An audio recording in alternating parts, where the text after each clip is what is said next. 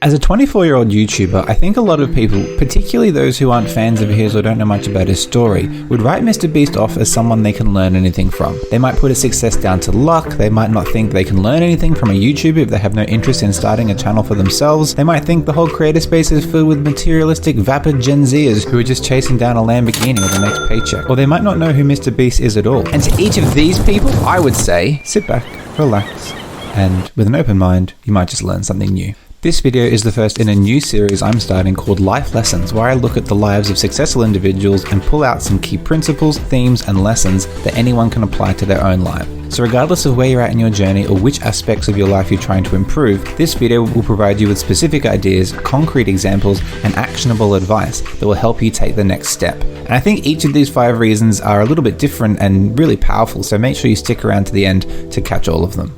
I've chosen Mr. Beast for my first life lesson. I think he's an interesting choice for many reasons. The YouTuber influencer space is occupied by lots of different people, and not all of them would be worth examining or looking at for life lessons.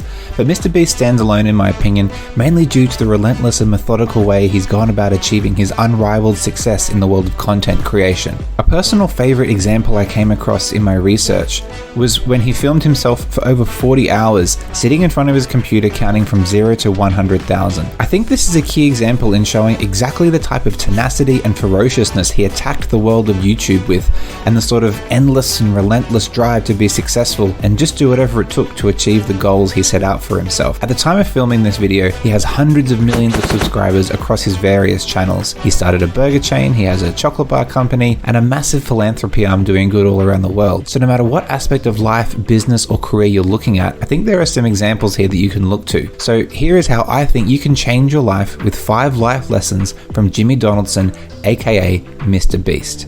Hyper obsession. It's just like if you wake up and every day you obsess over something and you live and breathe it, and that's what you think about, that's what you do, that's what you study on and off, that's what you stay up every night grinding. In like the middle of North Carolina in a small town, I had like horrible acne. I'm especially back then, really awkward. It's like no one, like people would have bet $1 million that I wouldn't be a YouTuber. You know, it makes no sense. But I have hyper obsession, and I love this, and you give it enough time, anyone can solve it. So here, Jimmy is saying that once you find whatever it is you're passionate about, you should hyper obsess over it. Make sure that you know this thing inside out and that no one else is going to do it better than you. I would even go one step further than this and say that you can apply this hyper obsession mentality even if you don't know what your passion is. Whatever it is that you're doing in your life, whether this is a job, a relationship, or a hobby, find a healthy amount of obsession. I'd almost liken this to the old saying, anything worth doing is worth doing well, but a bit more of an extreme example. Be so good at whatever it is that you're doing that success is inevitable. Even if you're not super passionate about the thing you're currently doing,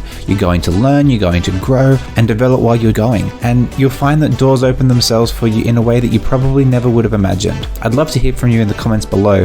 What is it that you're currently doing that you could hyper obsess over to achieve more success? Living for materialistic things is stupid. One of the things that I was really impressed by when I started looking into you after my daughter introduced me is that you invest so much money into the show. Money I make. I don't. Why do I need money?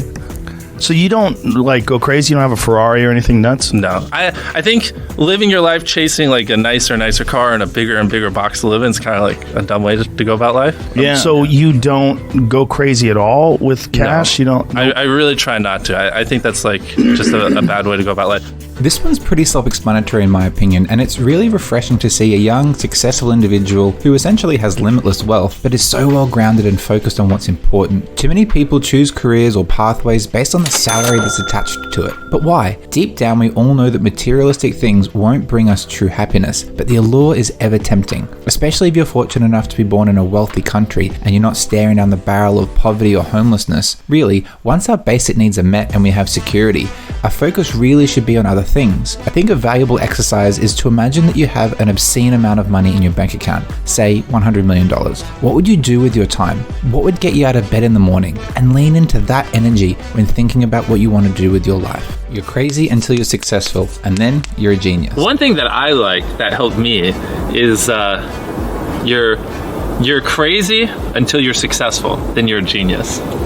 And I think for a lot of people, when you're grinding as a small channel, people think you're too obsessed, you're a weirdo, stop only making videos, like get a life, be realistic. People will convince you you're out of your mind for wanting to do this, but then once you're successful, they're like, yo, your drive, your tenacity was great. But it's like, yeah, well, where was that back then? You know what I mean? I didn't get that when I was a small channel. And so I think you're crazy until you're successful, then you're a genius.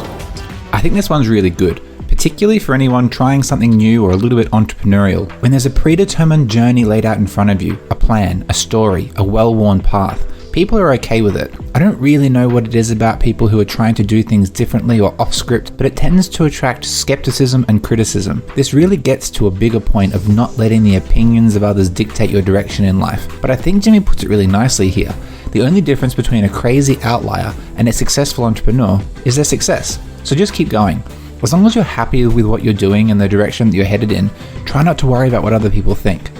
Learn in a group. Imagine a world where it's just you working solo and you work 12 hours a day every day for like a year, and you're just grinding, you make a mistake, you learn from it, you grind, you make a mistake, you learn from it, and you do that for like a year. And then imagine a different world where you have 4 friends who are also equally grinding in something similar. Friend number 1 makes a mistake on Friday. He teaches the other 4 people. Friend number 2 makes a mistake the next week, teaches everyone. And then like you're all learning from each other's mistakes. You're all constantly studying 24/7 and downloading each other. Like after a year, you're like 2 years ahead of the guy who was just solo. It really does make a difference. Of all the lessons in this video, I think this is the biggest one for me to adopt personally. We have a tendency, particularly when we're a little unsure or doing something for the first time, to keep things to ourselves.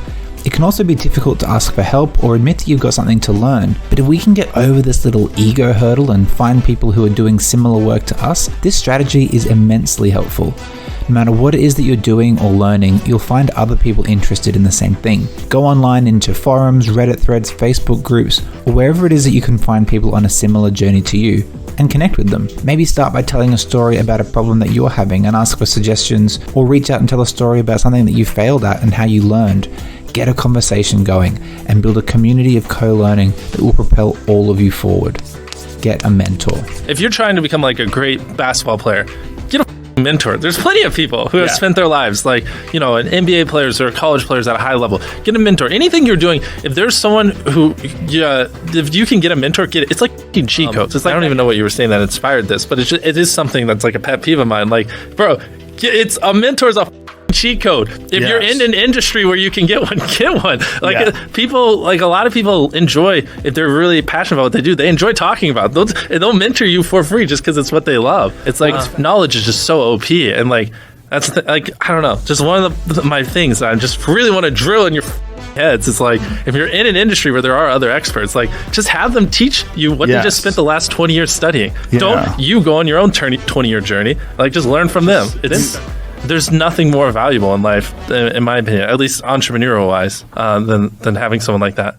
Getting a mentor is one step beyond learning in a group, and I love the way he describes it here, like cheat codes in a video game. Whether you reach out to a professional coach and pay for their services, or you find other people in your industry who are a few steps ahead of you and might be willing to share their expertise. I've implemented a strategy in my life recently that I got from a book called The Leading Edge by Holly Ransom. The idea is to reach out to one person you admire each month, someone you would like to learn from or emulate in some way, and ask them to have coffee. If you find the right balance of humility, directness, and a few healthy compliments, you'd be surprised at the success rate you'll have of people who eagerly say yes. You'll find that you learn more in a 1-hour conversation with someone you admire than you will from hours spent reading a self-help book or watching videos on the internet. And you'll probably find that you end up teaching them something as well. So there you go. 5 life lessons taken from the extraordinary life of Mr. Beast. I hope you've enjoyed this video and learned something that you can take away with you. If you did, I would really appreciate it if you could hit that like button. It really does help me out a lot. I plan on making more videos in this series, so if there's anyone that you think I should cover, please let me know in the comments below. And if you want to see more content like this, please consider subscribing to my channel. In the meantime, check out the video here about how to escape the society trap and build a life that you love. Thank you, and see you next time.